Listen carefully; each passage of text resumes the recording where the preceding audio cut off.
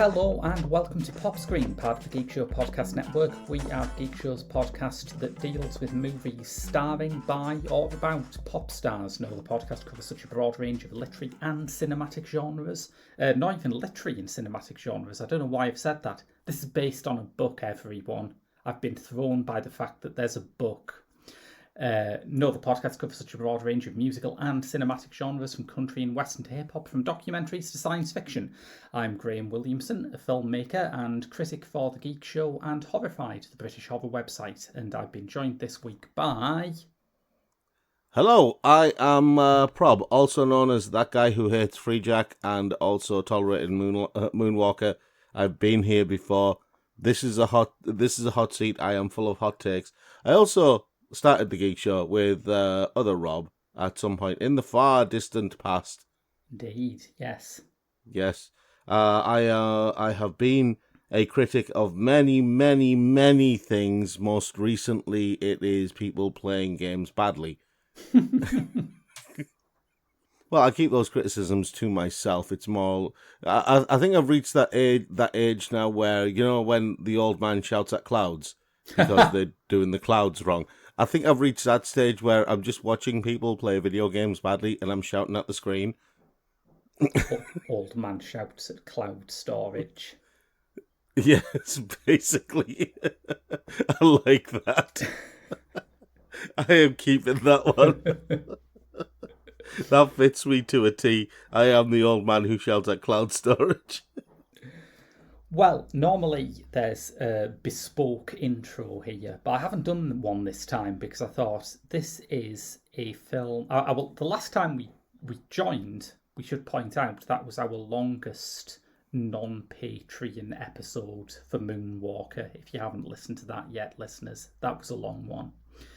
This one... It was, but I mean, Moonwalker was basically a concert. Yeah. And this... And we were talking about a concert. Yeah. This is based on one of the biggest cult novels of all time by one of the major cult directors of all time. There is a lot of obsession to go around, and between us, I think we cover all of it. So what I'm saying, listeners, is maybe just settle into your favourite armchair, do yourself a mug of something hot, because this could take a while. Yeah, it's one of those things where you look at the source material, you look at the film that came from the source material, and you go, I don't remember any of that. Okay, that works. That's in. Don't remember any of that. It's David Lynch's Dune, listeners, in case you've just sort of clicked on this while blindfolded. So I think we should probably start off by giving our Dune power levels. What level of Dune fan of either the movie or the novel are you? Well, I've read the books, as in... I am what's effectively a card-carrying, dyed-in-the-wool, semi-psychotic sci-fi junkie. Yes. You know, I basically buy sci-fi from a local dealer, and then I find myself on a street corner just injecting it into my veins. You know, good sci-fi, that. Yeah. Prostituting yourself for more Theodore Sturgeon. Oh, no. The star's my destination, and, Brave New World, man. I go for the good stuff. But yeah, I have a very, very thin relationship with literary science fiction, and it's something I'm slightly embarrassed about. So I have not read any Frank Herbert. Well, this is the thing about Dune. Dune is effectively a treatise on a certain way of looking at society and how, people's places in society and things like that. There's loads of people who've interpreted various aspects of Dune, the book, and it is very, very dense. There is a lot of world building, but it's also very, very, very, very traditional sci-fi. And by that, I mean, it is very descriptive, very exposition heavy. It is old school sci-fi, kind of at the peak of what old school sci-fi was. And we're talking about sci-fi that ranges back to the likes of E.E. Doc Smith with the Lensman stuff, all the way up to Dune. After Dune, sci-fi started getting a little bit easier for people to get into. You still had some kind of throwbacks, like Kim Stanley Robinson's Mars trilogy and stuff like that. And also you had, what was it? We covered one on Literary Lightning, and I'm trying to remember the name. It's a nice, thick tome of a book about the future and humanity's future, like thousands and thousands of years in progression into the future. And I can't remember the name of the book, but it's on my bookshelf. Damn it. But yeah, you still get throwbacks like that, which are really, really catered to fans like me. But then you get the more kind of low-level sci-fi, basically what I would call science fantasy rather than science fiction, because science fiction is hard, right? Yeah. You can have cyberpunk type science fiction, but that's still quite hard science fiction when you get right down to it, because even though cyberpunk is talking about changing the body in some way using technology. Cyborgs, cyberization, things like that. That's where the term is. The fusion of biological and technological. And even though that is a thing, it's still quite hard. But then you have the likes of, say, Star Wars. Yeah, which will Wizards. Exercise a certain influence, I think, over our conversation here, because this is very obviously intended by its producer Dino De Laurentiis to be his Star Wars. Yes, and I think that's the big problem here, is that in no way was Dune meant to be Star Wars. No, it really wasn't. And in no way was David Lynch meant to direct Star Wars, although, if you can believe it, he was actually scouted and asked to direct Return of the Jedi before he signed up to this. I'm sorry, but I would pay good money to see David Lynch's version of Return of the Jedi. Absolutely, yes. No, in fact, I will go even further. I demand David Lynch's version of The Phantom Menace. I demand it. I want it now. This needs to happen. I want a Twitter campaign. David Lynch's version of The Phantom Menace. It needs to happen. You know it needs to happen. It'll start a new whole prequel trilogy. That'll be so much better and a lot of weirder as well. It'll be a lot weirder. Midichlorians replaced with Garmin Borsia. Yeah. Jar Jar Binks replaced with that weird giant guy. Yeah. I mean, hell, it'll be a lot less racist. Yeah, absolutely. Yes. Yeah. So that's our respective experience with Frank Herbert's book. What about this film? How many times have you seen this film? Because I assume it's more than once. I am ashamed as a massive fan of the book, but also as someone who has effectively been protected and desensitized against science fiction of this type by massive doses of really, really bad 70s and 80s sci-fi. We're talking like Battle Beyond the Stars and the likes of that. Yeah. So I can approach Dune, the 1984 version, and watch it as a movie and completely disassociate myself from having any knowledge of the book and just enjoy it as a film. Which is a weird power to have. Because when you then go and talk to fellow fans of the book, you're like, I don't think it was a bad movie. You can see the evil appearing in their eyes. Does it still have that rep? Because my understanding of Dune was that it was genuinely hated for a very long time, but people have recently softened towards it, I think. People have. Persons in particular that I will not name haven't. You know who you are. But that's the thing, because of course part of the reason why we're doing this now is Denis Villeneuve's enormous adaptation of the first half of Frank Herbert's Dune. I agree with the way that he's doing this.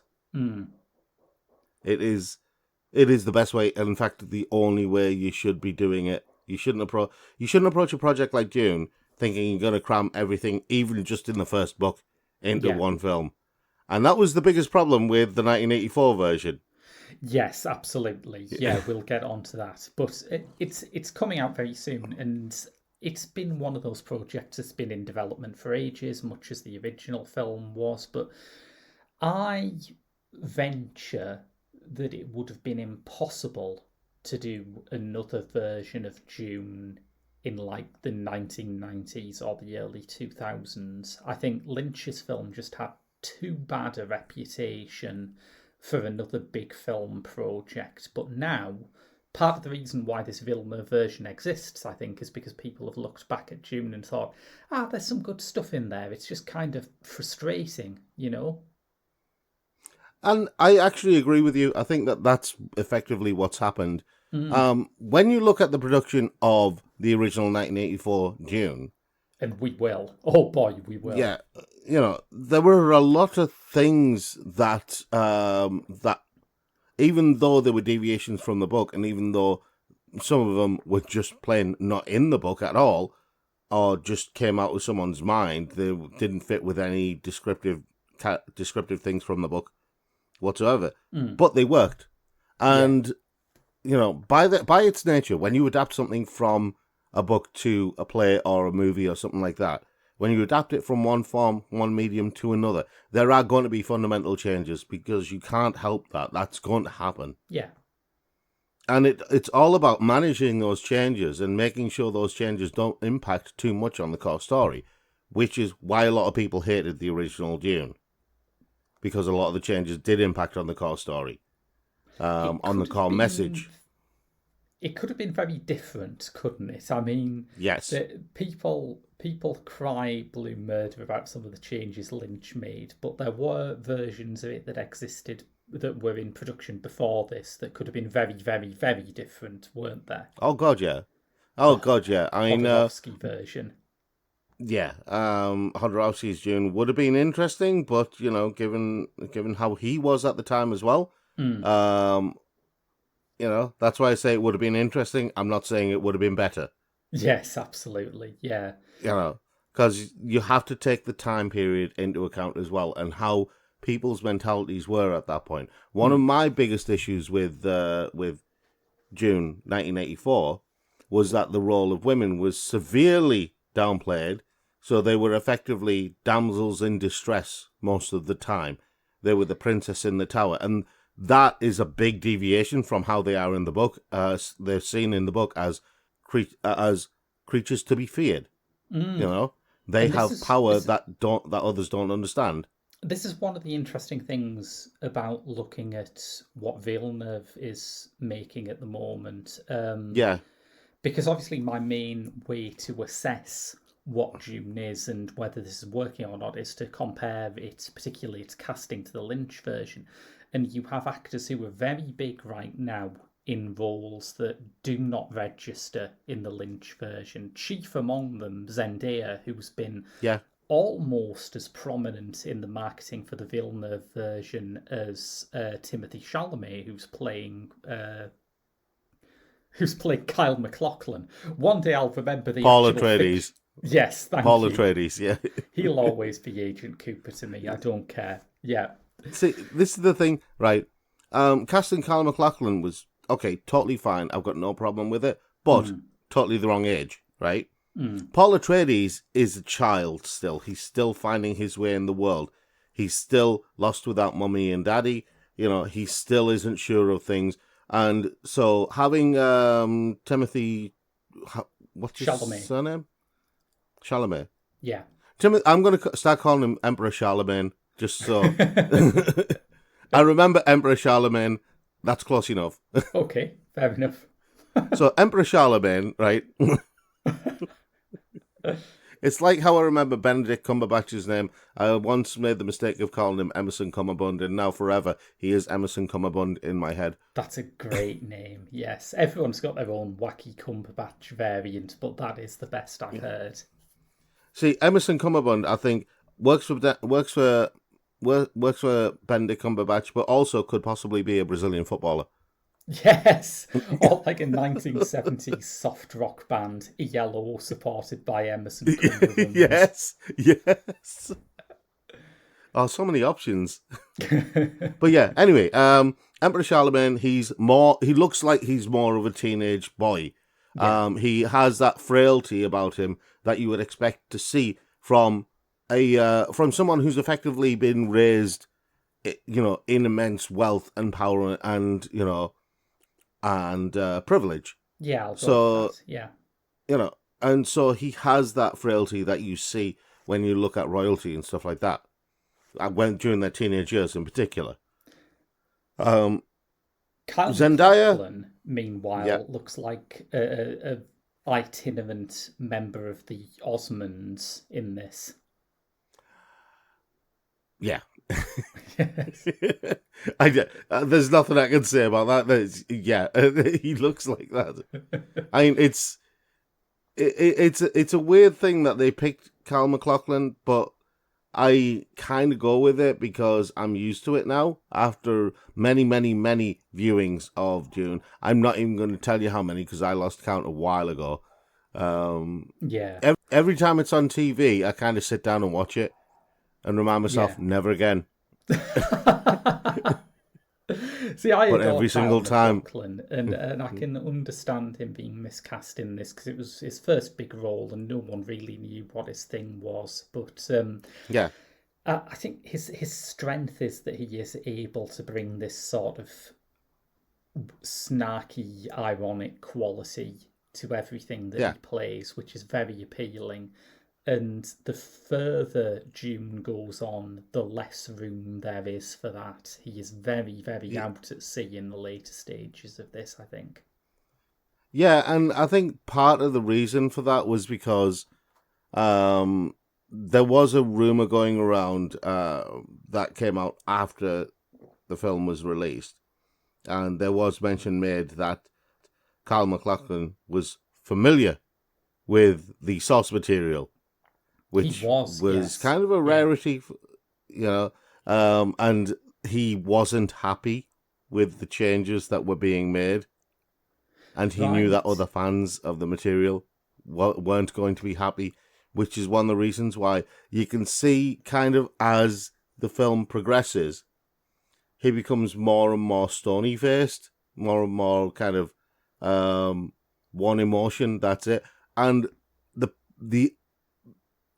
there is a thought that people have that maybe it's him transitioning from human to something else. Personally, I think it's him getting angrier and angrier and angrier by the end of the film. Yes. You were going to say something about his inner monologue. You were going to say something about Zendaya. Yeah, I was going to say Zendaya is Cheney. I got to. Yeah. See, I think Zendaya is a great actress. I think she has amazing talent, and I think that she has a brilliant, brilliant future ahead of her. And and the female character that she plays in Dune, and I am struggling to remember her name. Damn it! Cheney. Why can I not remember her name? That was it, Cheney. Yeah. Was it Cheney? I may be mispronouncing. I can't remember. It's Chani. They're probably pronouncing it in a way that makes it sound a bit less. Oh yeah, Cheney. Yeah, Cheney. Yeah. But anyway, her character is immensely important in that section of the book when Paul meets the Fremen and basically goes to stay with the Fremen. That section is hugely important, and she is such an important character in the book. And, in a sense, I like the fact that she has as much presence in the trailers as Emperor Charlemagne. I am sticking to that, by the way. Yes.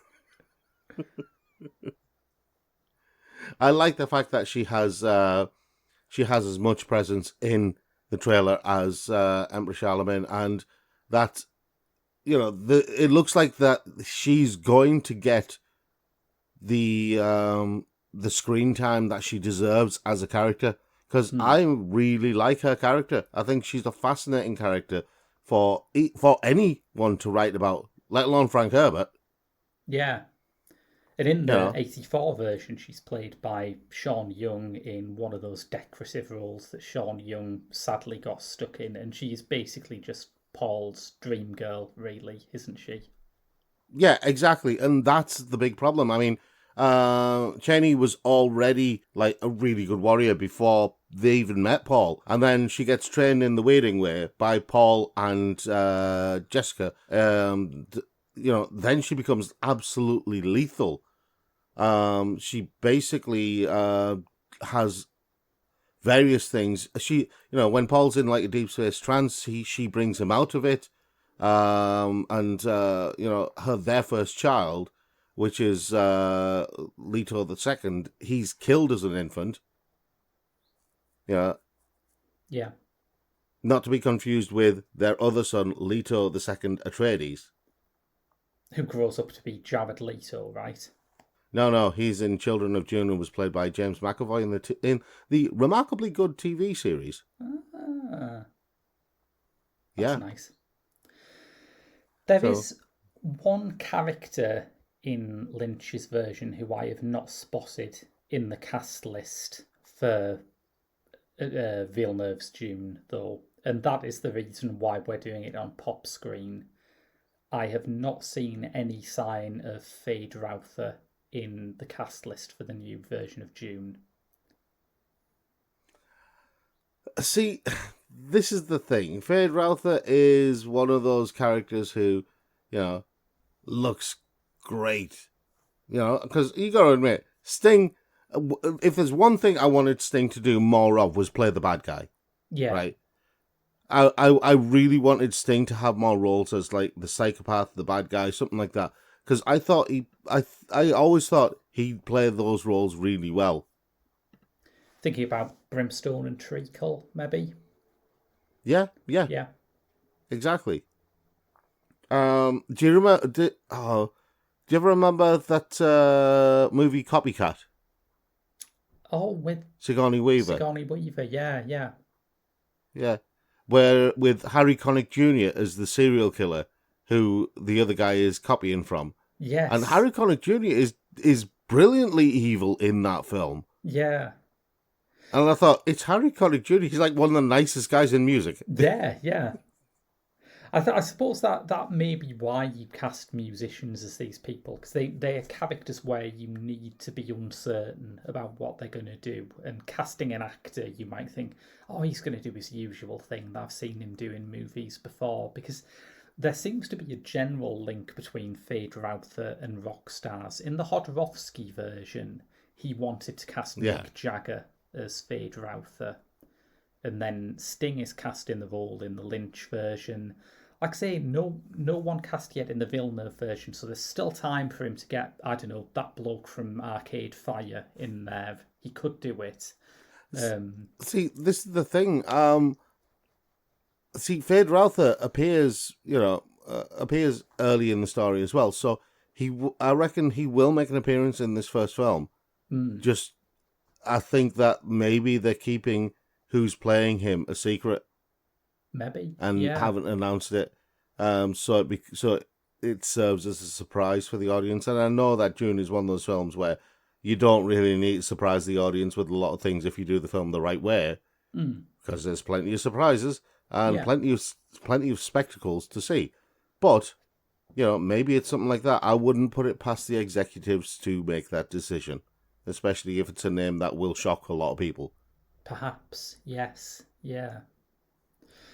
There are plenty of names that will shock people further down the cast list for this. I think there is nothing more incongruous now watching Dune today than Sir Patrick Stewart's role. Given that he was in the 1984 version, yes. Yeah.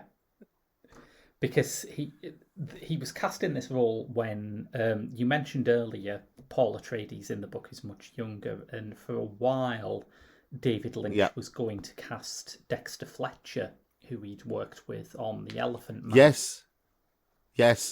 And I'll be honest, I actually wouldn't have minded that. Yeah, no, I think that would have been good. I wouldn't have minded Dexter Fletcher. He went and spoke to him when he was in Henry IV Part 1 or something similar. And he was in the same rehearsal room as Patrick Stewart, and Lynch literally overheard Patrick Stewart rehearsing and just went, wait, who's that? And the rest is history. That's how Sir Patrick Stewart ended up running into battle carrying a pug and shouting the immortal line, "Moods are for castle and love play." Can't argue with that. No, I mean there are those are wise words, and they deserve to be on the flag we make of your face. One of the key. You have no idea what that's about, listeners, and I'm pleased to just let you speculate because it's fun to speculate. It's nice to have an essential mystery. Yeah, you can make it a hobby. Yeah. What the fuck is with the pugs in this film, though? I don't know. I mean, you're asking me questions for which I've spent. How old am I now? 30 years. 30 years. I'm glad I wasn't having a drink when you said that. Dune came out in 1984. Yes. Yeah. Is it 30 years? It's closing in on 40, as indeed am I. Closing in on... Oh, God, I'm so old. Over 30 years. Let me slightly amend that. Over 30 years, I have been wondering what the hell is with the pugs. In many ways, the weirdest thing in a David Lynch movie is the fact that in outer space, on all of these alien planets, there are just so many pugs. Yeah, and considering that they're man-made animals that would not survive without man. Yeah. And they barely survive with man. Yeah, really weird.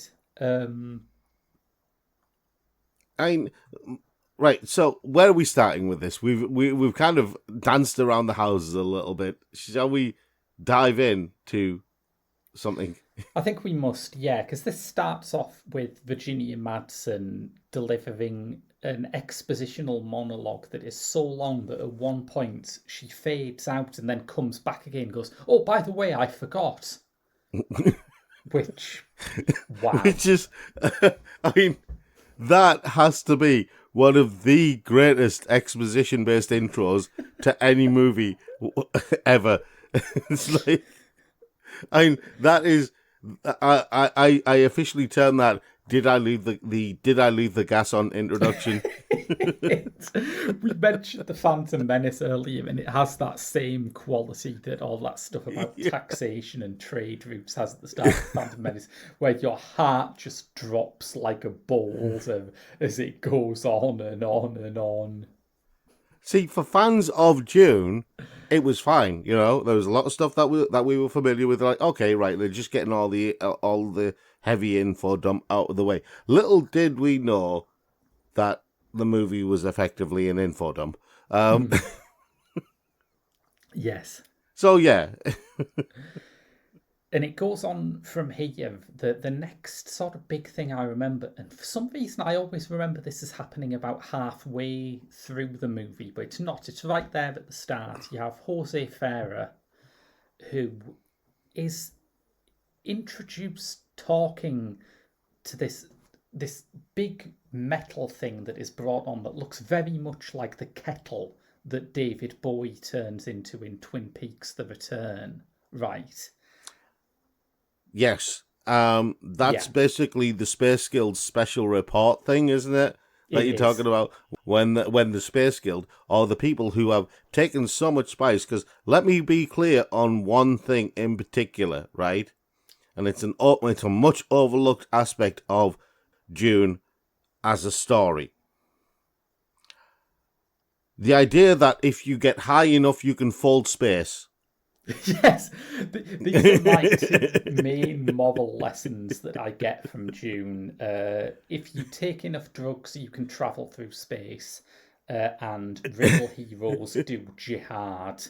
Those are the essential morals of it. That's just from the movie, the 1984 movie as well, okay? So Take everything with a pinch of spice, okay? Yeah, that guild Right. navigator. Anyway, yeah. It's I mean, just, when he turns up, you could see very clearly Lynch had no idea what to make him look like, so went and filmed a manatee. He didn't actually film a manatee, but that's what it looks like. well, he had that. It looks like a manatee, doesn't it? It does look like a manatee. He had an explanation about this. He said, I wanted the third stage navigator to be a fleshy grasshopper. And I took a drawing in for Tony Masters, the production designer. Tony took that drawing and augmented it in the details, and then Carlo Rambaldi built it. I have a theory about Carlo Rambaldi. He always builds himself, and so somehow the navigator looks to me a little bit like Carlo Rambaldi, and E.T. looks exactly like Carlo Rambaldi. I'm scared to Google the guy now. I am not scared to Google the guy. In fact, I am going to Google the guy. Actually, what the hell? Yeah, I'm going to do it. Let me see. Rambaldi. Yeah, Rambaldi. Dear gods, what is that? Oh, right, yeah. He looks nothing like E.T. He doesn't. There's even a picture of him with this little sort of sculpture of E.T. beside him, and I am not confused as to which is which. I suppose in David Lynch's world, you know, Yes. after a few too many bouts at the spice, maybe they look the same. But I would easily recognise E.T. and Carlo Rambaldi. Number one, I would identify the human as the one with the really thick, bushy eyebrows. Yes. And because if you're talking about a really identifying feature on Carlo Rambaldi's face, it's his eyebrows. He's also got a normal sized neck and legs, which I think is a dead giveaway. Yeah, and he's wearing clothes, which is also a dead giveaway. But it's the eyebrows. If you removed all of those things and then covered up everything else, the eyebrows would be a dead giveaway. Do you think it's like an Italian thing? Because Martin Scorsese has those eyebrows as well. Maybe Carlo Rambaldi and Martin Scorsese are cousins. Maybe. You never know. Small world. Same number of syllables. Yes. So yeah, the next thing that stands out for me after the Navigator is when we get to House Harkonnen, which you have to tread through a bit to get through. But House Harkonnen are, I think, one of the big triumphs of this movie. Really? I mean, from my perspective, let me... Okay, yeah. From a movie perspective, yes, I will agree. But not just from a movie perspective, from a Lynch perspective. They are the part of the film where you can look at them and you can look at Wild at Heart or Blue Velvet and think, oh, yeah. Yeah. Yeah. Same guy. I got you. This. Yeah. Yeah, I got you. Yeah. It does make sense, and you do get that through line of thought. But some of the dialogue at that point is just, I was sitting there, I'm going, what are you saying? Emperor, your skin is so beautiful. I am in love with your pus. I'm like, what? What are you saying?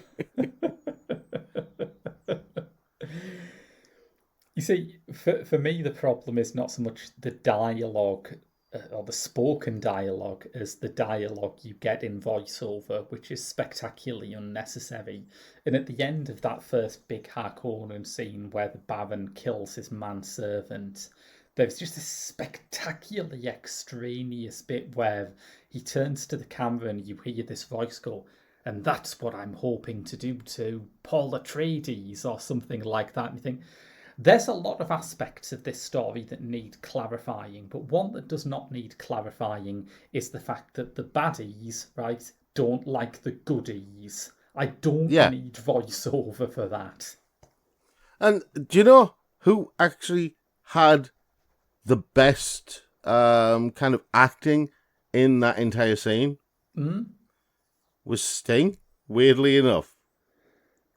when you look at all of the actors who were on display in that one scene in House Harkonnen, in the House Harkonnen green room, let's call it that because it's green, and it's before they go on stage, do their all, and shake their thing on the stage, in war and stuff. So it's like their preparation room kind of thing. Hence it's green. I guess. Sting's reaction to all of the things that are going on around him is shown on his face. Yeah. Confusion, resentment, things like that, and you can see it. And also when the Emperor is killing his manservant, total enjoyment, and even excitement. And that, and it's all delivered without words. And I like the fact that he didn't get any lines in that scene, but he still half stole the show in that scene. Yeah, I guess. I will say that, again, looking down the cast list for Villeneuve's, Stellan Skarsgård as Baron Harkonnen was the only one where I thought, oh, big shoes to fill there, because I guess maybe it's just the fact that I'm not as familiar with Kenneth Macmillan as an actor as I am with Jose Ferreira or Francesca Annis or Patrick Stewart or all the other hundreds of people in this. But his performance feels to me like completely of its character. It feels completely embodied. I'm not watching an actor there. It feels so real in a big, grotesque way. And that's, I think, part of why I think the Harkonnen scenes are the best things in the movie. Have you heard Jodorowsky's rationale for casting that, by the way? Go on, tell me. In the documentary Jodorowsky's Dune, there is a brilliant bit where he's talking to camera and he's saying, "So I'm looking at the character of the Baron, and he's a big fat guy. He's huge. He's so big that he sort of floats around like a blimp, and he just eats and eats all the time." And I thought, aha, Orson Welles. Wow. Wow. I mean, don't get me wrong, Orson Welles would have killed the role, but it is kind of embarrassing that the guy who had made several of the greatest films of all time was now being cast on the basis that he is really fat. And if that's the case, why not just summon Marlon Brando? Well, this is the early 70s. I don't think he'd quite got to his peak physique that you see in The Island of Dr. Moreau. Well, that's because, he could have been a contender. He could have been somebody. Yes. No, but I just the reason I mentioned Marlon Brando is because the thought of Baron Harkonnen as the Godfather just tickles me for some reason. Because in the book, he's basically an evil genius, right? Yeah. He doesn't really have all the skin lesions and stuff like that. He's just so fat, he can't carry his own weight. And so, he needs special help. Yeah. And that's one of those things where Lynch has basically taken the liberty of pointing out that the really ugly guy with all the pus-filled lesions and stuff like that, that's the bad guy, kids, in case you were wondering who the bad guy is. It's one of the few bits in it, I guess, that feels like it's done in those primary colours, so I can see why it would rub someone the wrong way a bit. It is not a very sophisticated piece of casting.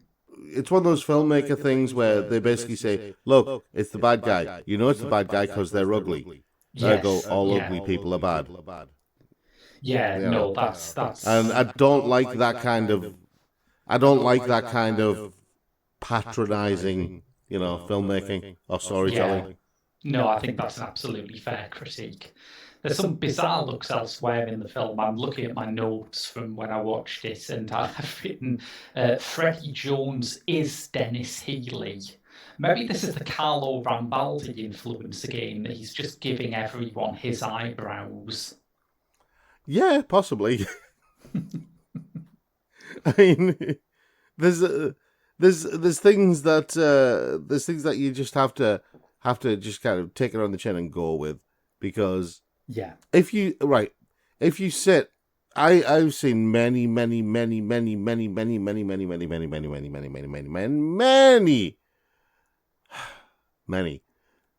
articles, book reviews, film reviews, comparisons, charts, graphs, all sorts of things thrown at Dune 1984 versus Dune the book, where they say, oh, but this wasn't in the movie, but it was in the book. Why wasn't it in the movie? You know, we think because of this reason, and it's always some weird reason that, you know, doesn't quite fit. And most of them ignore the simple reason that, hey, the studio wanted a certain runtime. Yeah. Something's got to give. A certain runtime and a certain certificate. I feel like, I think in the UK it's a 15, but in the US it had to be delivered as a PG-13. And I think when you've got David Lynch behind the camera, that kind of hems off some of the things that he can do. But yeah, it's true. One of the running details I've noticed in researching the production of this film is there seems to be an obsession with how big the script was. That after Jodorowsky left, there was a brief attempt at getting this off the ground with Ridley Scott directing and Rudy Wurlitzer scripting, which, aside from anything else, is just one of those mad combinations of director and screenwriter. Like, you could give them Anne of Green Gables and it would come out absolutely bizarre because they're so mismatched, I think. But anyway. Well, not only that, I mean, his surname is Wurlitzer. It's such a I'm sorry, but... Rudy Wurlitzer, man. So of Rudy Wurlitzer, do you know? I would, you know, anybody who writes a story and their surname is Wurlitzer. You know what I'm expecting? I'm expecting excitement. I'm expecting adventure. I'm expecting a roller coaster of emotions, and I mean that quite literally because the Wurlitzer is that ride at the fairground. Rudy Wurlitzer is probably most famous as the writer of Sam Peckinpah's film Pat Garrett and Billy the Kid. I thought you were going to say as the inventor of that ride at the fairground. Well, probably actually, yeah, but he's probably his son, isn't he? That's how he got into Hollywood, with the money from his dad's invention. But yeah, so you've got the director of Alien and the writer of Pat Garrett and Billy the Kid collaborating on Dune. That's mad. But anyway, their script was 187 pages long. Lynch came on board and his first draft was 200 pages long. They managed to do most of the hack and slice before it went into production. But when you consider that this film is 2.25 hours, I mean, that's basically a whole hour of material that's gone. Yeah. I mean, the thing with the script, and this was the thing that I think kind of annoyed me more and more the more I watched it over the years. It didn't annoy me at first, and I do remember when I first watched Dune, I was like, oh, this was all right. Wasn't that bad. Didn't really think about it because I'd read Dune by that point, and I'd read the other books, God Emperor Dune, Children of Dune, you know, Chapter House Dune, stuff like that. I'd read other books by the time I got around to watching Dune, and didn't think anything of it because I'd been desensitized by 70s and 80s sci-fi. Yes. So, as I watch more and more of Dune over the years, as it comes on TV, and, you know, I find it on like various channels or find it on video and decide to watch it again, I become more and more annoyed at the I have to deliver this properly, so let me just get into character, as if I'm in David Lynch's 1984 Dune. Shall I shout action in the voice of David Lynch? Yeah. Do action. Okay, Pete, action! So I have to wonder why David Lynch wanted everyone to whisper like this when they were doing their job. I don't know why I should have an inner monologue like this when I should whisper all of the time. I don't know why everyone has to whisper in a voice like this, even when they're speaking out loud. Why does no one shout in this film? Except over speakerphone. It doesn't make sense. Is everyone trying to be really, really quiet because they're hunting rabbits? Is that what it is? It's possible that there was like a laryngitis outbreak on set and he thought, yep, that works, film it! Maybe it's just too much spice. Maybe it's too much spice, yeah. Yeah, that is funny. Or even better, a bad case of worms. Sorry, couldn't resist. Isn't it funny how, out of all of the things that go on in June, the sandworms and Sting's nappy are the things that everyone remembers? Oh, Sting's winged codpiece. Yes, yes, that's a better description. It is a winged codpiece. Look at it. It is a majestic winged codpiece. How many people did not want that? Well, all of us. We did not want that. Yeah, absolutely. If you were going to swimming lessons at school, if you were going to swimming lessons at the swim baths, or that's the last thing you want to wear. the drag off that while you're swimming. So No. you're saying that the official June swimwear line was not a merchandising success? Probably not. Can you imagine beachwear by Dune? Well, that's good because I remember when the latest trailer for Villeneuve's film came out and it begins with like that voiceover from Zendaya in the desert. I think every single person made the "Spice and You Fragrance" by Calvin Klein joke. Yeah. I mean, the thing I hope is that there's much less whispering in Denis Villeneuve's version of Dune, because I got so sick of all of the whispering and all of the inner monologues. After I watched Austin Powers and then went back to watch Dune, my first thought was, why can't they have Austin Powers inner monologues? Where you actually see the lips moving and they just got, it's as if they're narrating their own life. I think I wanted that. they will have to talk a bit louder in Villeneuve's Dune because the score is by Hans Zimmer, so you'll need to bellow over the foghorn that he's brought in for this one. Knowing Hans Zimmer's work as we do, I reckon it's only a matter of time until he literally just does a musical score made of foghorns off ships. Yes. Hans Zimmer's work always reminds me of that bit in The Life Aquatic with Steve Zissou, where Bill Murray takes Owen Wilson out to listen to the whale song. And there's just this loud foghorn in the background, Yeah. and Owen Wilson goes, "Wow, I mean, what are they saying?" Yeah, it's at that point that I went, I like Owen Wilson. I do too. Yes, he's a delight. But anyway, this is probably as good a time as any to mention the bizarre fact that the music for David Lynch's Dune is done by Toto. So it's got the Memberberries seal of approval. It's one of those weird things where you look at Toto and everybody knows Toto for that one song. Mm-hmm, mm-hmm. Nobody knows Toto for anything other than Africa. Completely, yeah. Yeah. And this is an honest challenge to all the viewers out there and all listeners out there. Name another song by Toto without Googling it. Well, name another song by Toto without listening to our Desperately Seeking Susan episode, where I think Sarah does actually name check another song by Toto. But yes, Yeah, but hang on. I want to make this clear. This is Sarah we're talking about, okay? The number of random things that Sarah knows that is just way beyond human imagination, right? Sarah probably knows the sun's name, right? And by that I mean the star in the sky. Things that no human could possibly know, she knows, all right? She has that level of knowledge. This is not untrue. Yeah, no, it's very true. And it seems like a weird hangover from the Hodorowski version, where he had this idea of getting like dueling prog bands for each of the film's houses. Like he would have Magma doing House Harkonnen and Pink Floyd doing House Leto or whatever. And,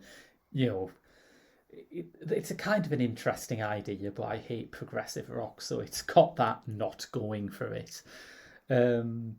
But yeah, Toto, I mean, even though I'm not a fan of the musical genre, I can recognise there's a certain cachet to Pink Floyd and Magma. How do you get from there to Toto? Bless the rains down in Africa. I don't know. Bless That the joke didn't Rains. quite work there. Do you think that that song was inspired by the ending of Dune? Oh, please don't mention the ending. Oh, you went for the ending. Hang on, shall we jump into that? Because that's the big thing. As far as I can tell, that's the one thing that Frank Herbert, who was very gracious about this film and allowed David Lynch a lot of leeway to do his own thing with it. The ending is the one thing that really bugged Frank Herbert. To say Frank Herbert spat his dummy out is kind of an understatement. It was more of a I've been told, reliably informed, that as urbane and gracious as Frank Herbert is, or was,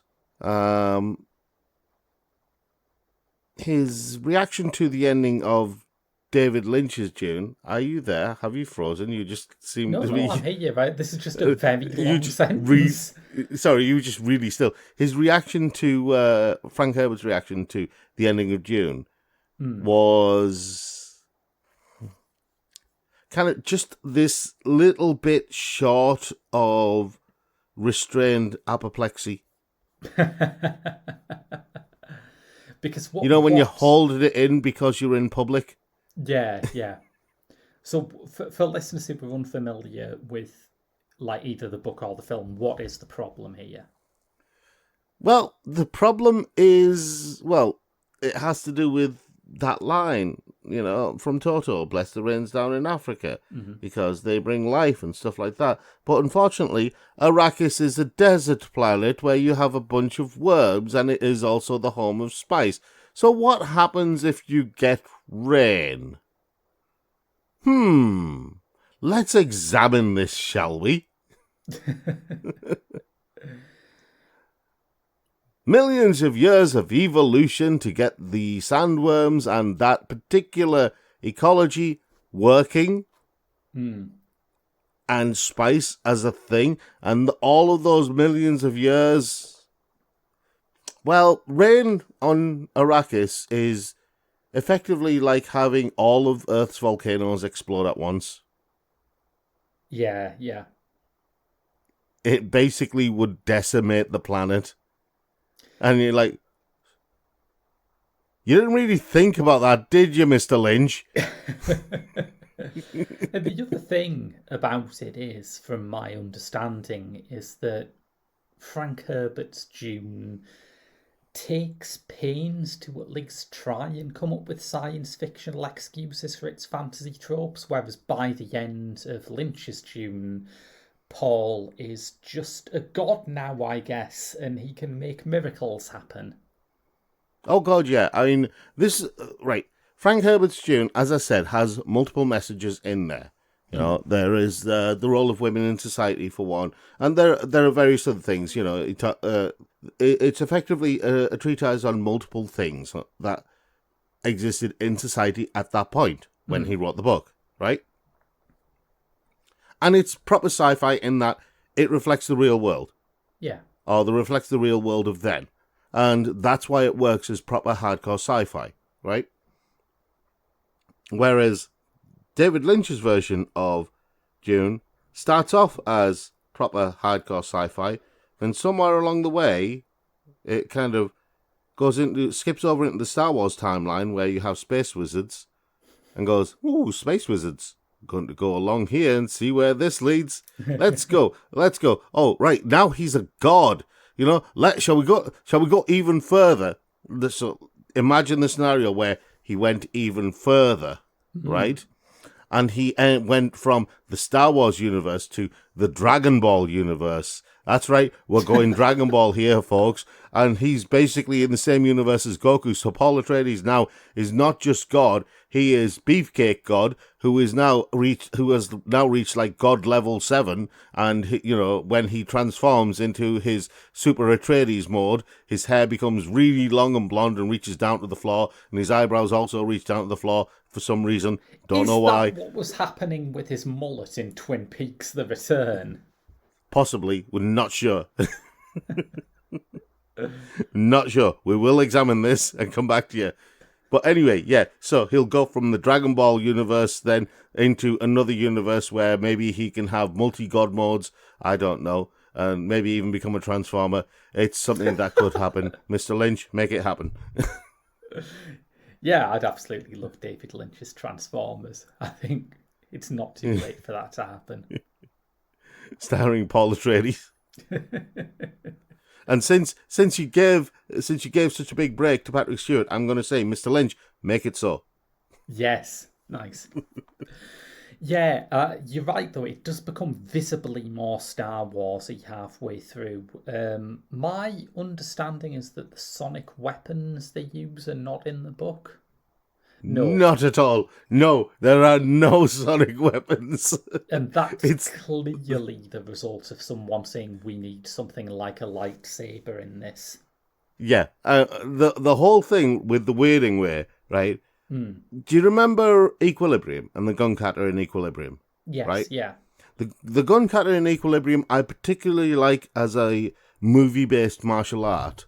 And the reason why I like it is because it's a very practical thing, and it's a very logical thing. When you look at the moves that they use in the gun cutter, some bits of it are completely illogical, but some bits of it are very practical and very logical. Yeah. And so it actually makes sense from a certain perspective. When you're talking about the movie, the storyline, stuff like that, it makes total sense, right?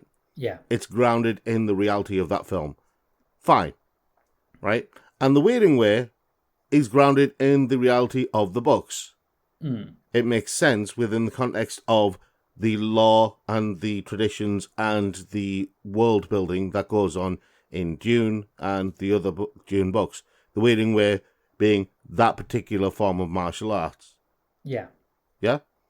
So, taking that and applying it to the David Lynch thing, you're right when you say that it is their version of a lightsaber.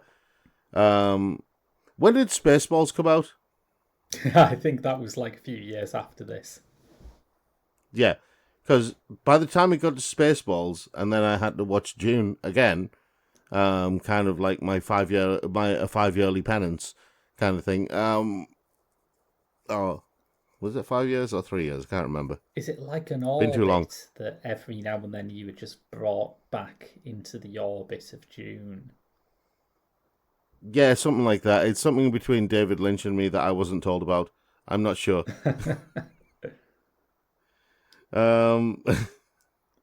So yeah, I went back into Dune and I'm looking at these sonic weapons that they've got, and I'm going, and in my head, and completely unintentionally, my brother literally spat his coffee out because he was watching it with me, and we'd both watched Spaceballs like a few weeks before, and the first time Carl MacLachlan, Paul Atreides, gets one of those sonic weapons, all I said was, "I see your Schwartz is as big as mine."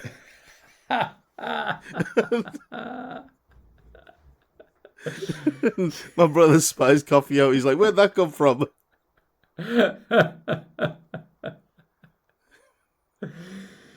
Yeah, it's true. And I think one of the things about sort of making Dune into Star Wars is that to a certain point, I think people overlook the fact that Dino De Laurentiis' plan with this makes sense, that he had a history of getting weird art house directors to do big commercial space opera projects and having it pay off.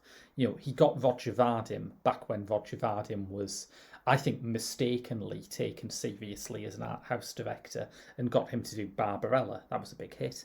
He got Mike Hodges Yeah. Back when Mike Hodges was mainly associated with Get Carter, got him to do Flash Gordon. Wonderful film. And I suppose you can make Star Wars with David Lynch, or you can turn Dune into Star Wars, but you can't do both at the same time. It just cancels each other out for some reason. Yeah. I'm the thing that I find fascinating about David Lynch's take on this, and just the whole influence of the studio executives and the producers on the production. I mean, Lynch has made it clear that he basically had his hands tied. Completely, Which, yeah. you could see that from the production. There was a time when he used to walk out of interviews if people mentioned this. Yeah, I mean, he did do an interview where he did talk about it, and that is available on YouTube and various other places. But the interesting thing about the whole concept of Dune, I mean, Dune was effectively made as a counterpoint to Foundation. Right. And I find it interesting that Foundation has a TV series at the moment. But Dune was effectively written by Herbert as an alternative view to what Foundation was doing, what Asimov's Foundation was doing. The whole idea of a decaying galactic empire and what replaces it afterwards, that sort of thing. And that, I thought, was, I've always thought that Dune really did well serving as that kind of counterpoint to Foundation. A lot of people these days will not have read Foundation. Including me. Foundation is one of those things where if you're going to read any classic sci-fi, then Foundation is difficult to recommend. And it's also difficult to recommend Dune. And I know that there are people out there who are going to be going, why? They're going to want to lynch me for this. Pardon the pun. Yes. But I will explain, okay? One of the reasons why I find it difficult to recommend Dune now is because Dune, again, just like Foundation, is very much a product of its time. The language of the time, the philosophies of the time, the viewpoint of the time, things like that. And people now don't have that mindset anymore. So if you have an open enough mind, I would recommend reading them, but most people don't, unfortunately. And they are absorbing stories. It's just they take a little bit of time for you to get absorbed into them. The language is very, very... the language is very precise, I would say. They both Asimov and Frank Herbert chose their words very carefully before they put them to paper. Yeah. So they do have specific meanings, and a lot of those meanings got lost in Lynch's version of it because of the interference of producers and studios and the influence of Star Wars. Yes, yeah, certainly the influence of Star Wars. Yeah. Which is a shame because, for its time in terms of the production, it wasn't bad.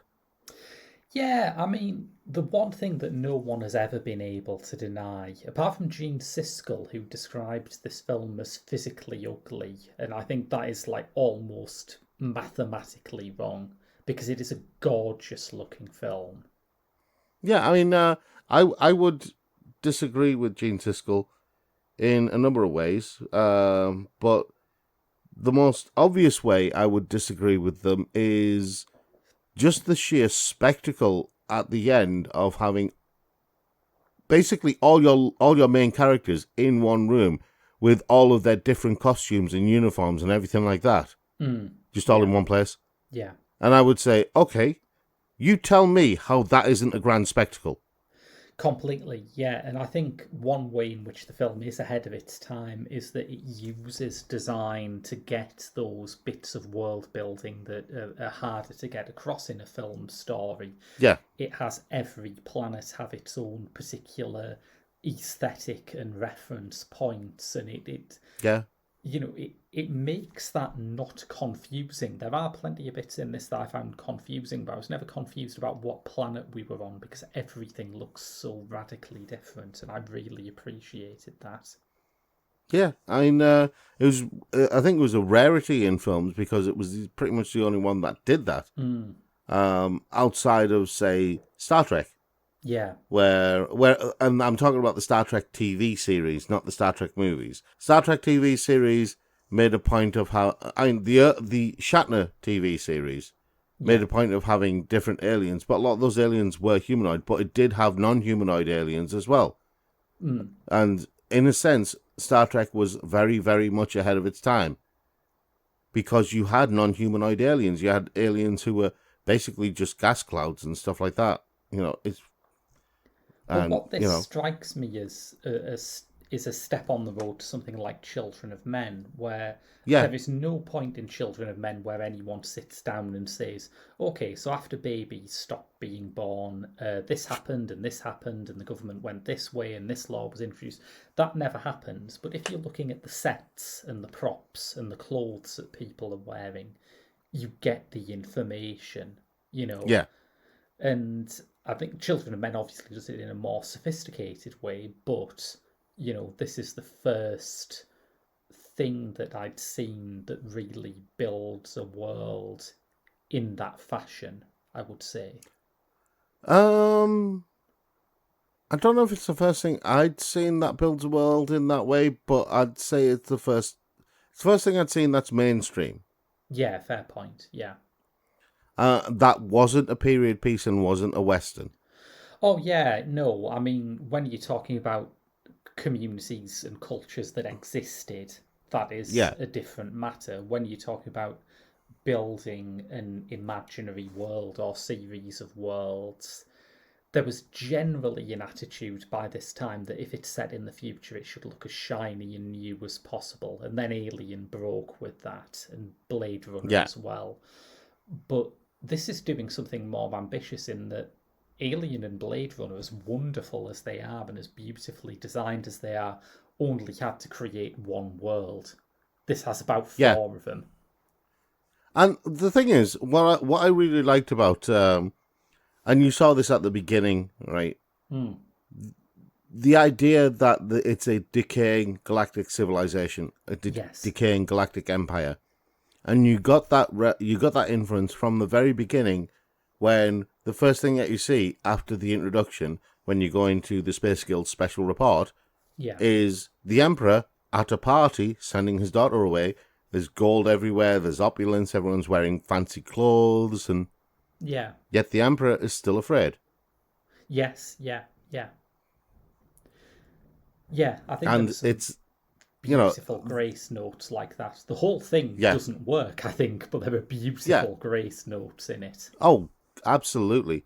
I really wish Lynch had been able to make the film that he wanted to make. Yeah. Because there's a part of me that thinks that, in all honesty, he would have done justice to the source material if he'd been allowed. As much as he wasn't interested in it, I reckon that he's enough of a professional to have looked at the source material and gone, there's probably stuff I can do with this.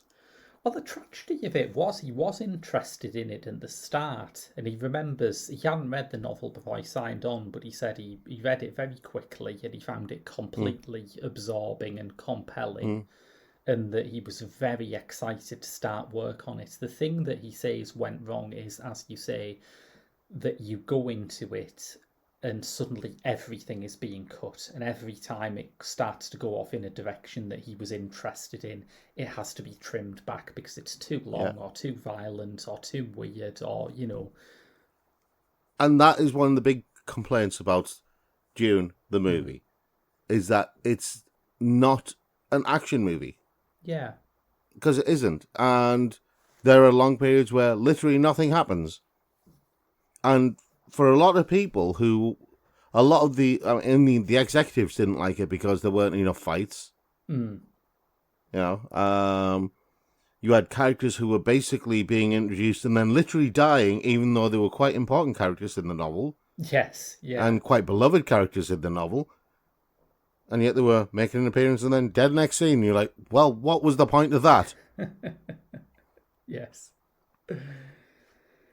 And you had all of these things happening and you had Carl MacLachlan, who just looked like he was acting with gritted teeth more and more as time went on.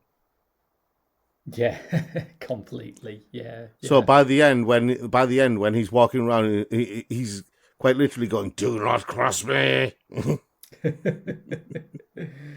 It's fun, though, as a Lynch fan, there are so many theories that have come up over the years about why this didn't work. And there was a theory for a time that Lynch excels at small scale stories. You know, Eraserhead is mostly set in one apartment, Blue Velvet is exclusively set in one neighbourhood. But you look at Twin Peaks The Return, and that's a massive story that goes to Buenos Aires, Paris, other planets, and it's great. So I think the only thing that is wrong, the root of everything, is that it had to be compressed. And also, he has also said that he was really uncomfortable doing like big blue screen sequences because they have to be planned so far in advance. And he doesn't like that. If you can't improvise a bit on set, it's not creative for him, which I do understand. Yeah, and I actually agree with him. I think that if there are things that you can't do a quick fix for, because creativity isn't something that you can plan. Yeah. It's spontaneous. It happens, it's sparks of passion, imagination, call it what you want, but they appear at random and disappear at random. And so you need to be able to work things out on the fly, on set, so you can capture that moment. Yeah, absolutely. Yeah.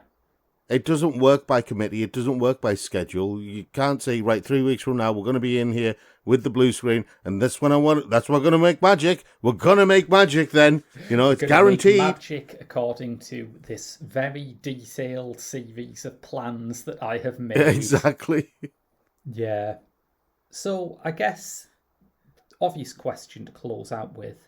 As we have discussed this, have your feelings towards David Lynch's Dune changed in any way? No, I'm still in a love-hate relationship with it.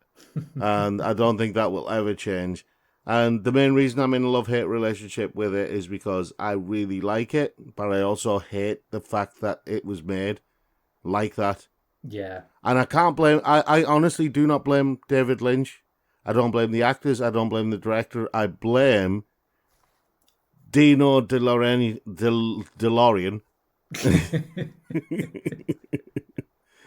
From now on, he is that, and his son, whatever his name is.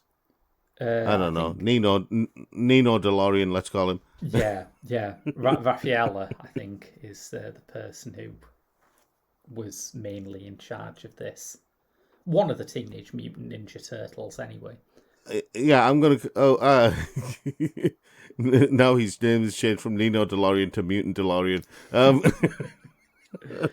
So anyway, Dino DeLorean and his son, Mutant DeLorean, I blame them two. I blame the studio for really lacking the ambition, because there were a lot of Dune fans at that point, and they would... long before you had this whole thing where the book transitioned into the film, and basically the book sold like hotcakes, the film sold like hotcakes, you created enormous fandoms, stuff like that. Stuff like you saw with Game of Thrones, yeah? Yeah. Long before that, you could have had that with Dune. And that, I think, is one of the biggest tragedies, is it's such a missed opportunity. The work that they put in terms of the production, the costuming, everything like that, they really could have made it work if they'd basically just had the courage of the convictions, stuck to the guns, and basically just made it into what it could have been. Because they basically... we talked about how a lot of the original book isn't there. What we haven't talked about are the bits from the second book that got included in the first... in that film. Yes, and that's... Because there were a few bits. Because that's like... That's the first example I can remember of this kind of outrageous sequel teasing that is now in every single blockbuster, but it didn't really happen in movies back then, did it? No, it didn't. I haven't seen many earlier examples than this. It didn't. Didn't happen like that. I mean, it will always be a bugbear with me that Dune, as dense as it is as a storyline, as dense as it is as a narrative, and as complicated and highbrow as it is as science fiction, because it is very, very highbrow science fiction. It's very high-level science fiction. Yeah. It created a world, an empire, a vision of humanity's potential future that at the time could only really be rivaled by Foundation. Yeah. You know, there are other things that can rival it now. I really want Denis Villeneuve's work to just be good. Yeah.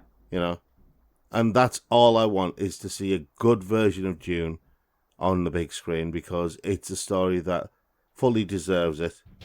I'm already getting my wish with the Wheel of Time. Yes. Yeah. I'm sorted there, because I've spent years. Everyone's harping on about how Wheel of Time is like Game of Thrones. I'm like, are you mad? Came out well before Game of Thrones. Does treats women far better than Game of Thrones did. The reach for the stars there, aren't we? That's a low hurdle to clear. Yeah, but the thing is, in the Wheel of Time is a weird one to actually bring up, because just like Dune, women in the Wheel of Time are creatures to be revered and feared, because in the Wheel of Time, they have the Aes Sedai, who are women. There are male Aes Sedai, but they basically go mad and start killing everyone, so they have to be captured and killed or have their power removed by the women. So women effectively are in charge of all of this magical power. Anyway, before we get into reviewing yet another massive fantasy SF book franchise, I'm just just to finish that bit off very quickly. The point was that Dune was doing that well before a lot of other books were doing it. Dune was making the role of women very, very prominent within the society it created, and actually making women creatures to be revered and feared. And it's one of those examples of an author who is really ahead of his time in terms of his view of gender politics. And I'm not going to say Dune is a feminist book. I would say it's an equality book in terms of gender politics. And we will see whether Villeneuve, whose female roles have been, in my opinion, atrophying ever since he left Canada, can get that done, because, Lord of mercy, I did not like Blade Runner 2049, but anyway, we will find out whether he's managed to do that correctly in about a month or so. You will have more pop screen when we come back with our review of Ill Manners, the Plan B film, in a week's time. But until then, that's been your lot. I've been Graham. I've been Prob. And we'll see you all next week.